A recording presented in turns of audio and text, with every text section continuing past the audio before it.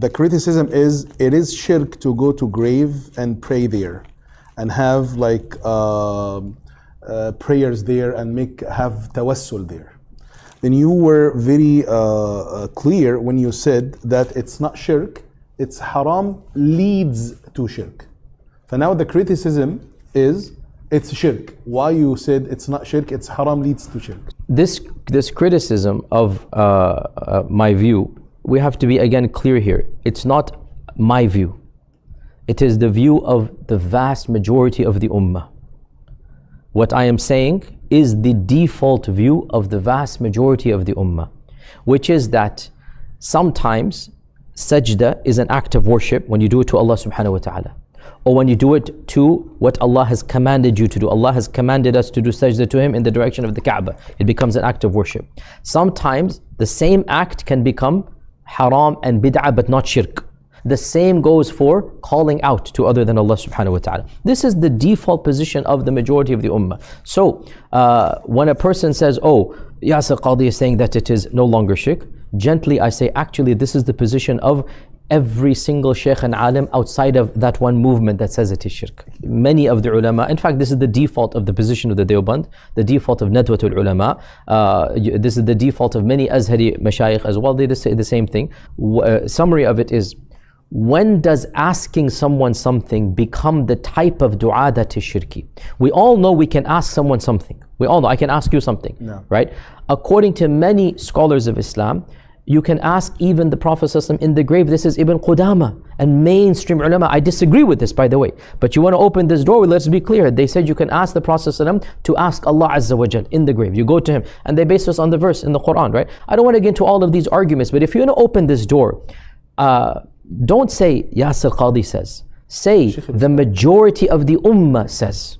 Say An-Nawawi says. Say Ibn Qudama says. And if you ask me, Shaykhul Islam Ibn Taymiyyah also says that merely asking other than Allah does not become dua until conditions are met. What are those conditions?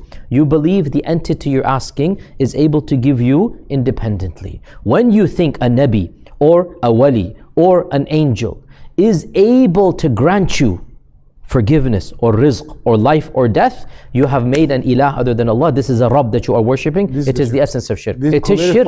It is shirk. But when you think that if I go to the Prophet's grave, I say, Ya Rasulullah, ask Allah to forgive me, right? So now you're asking him to ask Allah. I think this is wrong after he's in the qabr now. I think this is wrong. It is not shirk. You're not making him a God besides Allah subhanahu wa ta'ala. Who said this based on the concept of, it goes back to definitions. It goes back to what is dua. A dua is ibadah, no doubt. But the one who does this will say, I'm not making dua. Why are you calling this dua? When does asking become dua? They said the dua just to ask. Okay. Who controls the keys of Jannah? Who allows people into Jannah? Allah subhanahu wa ta'ala. Does anybody share this privilege with Allah? No, طبعا. No. Okay. Hadith is in Sahih Muslim.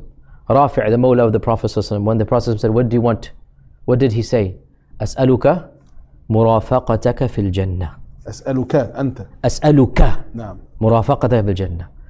Did Rafi' think that the keys to Jannah belong to the Prophet ﷺ? He should say أسأل الله مرافقتك في الجنة. So did Rafi' think that the Prophet ﷺ? No, of course he was Sahabi, Shaykh. So what is going on here?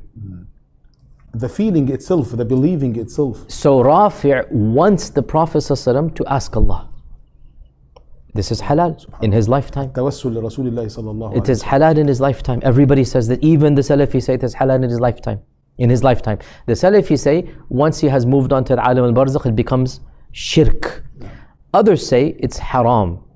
And others say it is halal. It's historically, it is what it is. So when my critics point this out, we simply gently say, Ya akhi, it's not Yasir Qadhi versus the ulama of the ummah. On the contrary, it is one small strand of the followers Ibn Abdul Wahhab versus the rest of the ummah. But if you believe that the Prophet ﷺ is going to ask Allah on your behalf and he can hear you in the qabr, I say this is wrong and it's opening up the door and you're a slippery slope and we should not do this.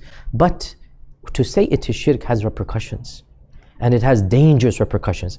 I go into these repercussions. When Ibn Abdul Wahhab, and I respect him as a person, when he went down this road, he had to make takfir of the rest of the entire ummah. And that's what he did. And he said the Ottoman Empire is worse than the Quraysh of Mecca. And everybody who agrees to the Khilafah of the Ottoman Empire becomes a kafir, murtad, halal ad-dam. And he began killing people, and he considered the Imams of the Haram to be kuffar, murtadun, and. So it's a very dangerous position. When you say the person is committing shirk, and you make takfir of the bulk of the ummah, you are opening up a can of worms. And this is what caused me to rethink through definitions.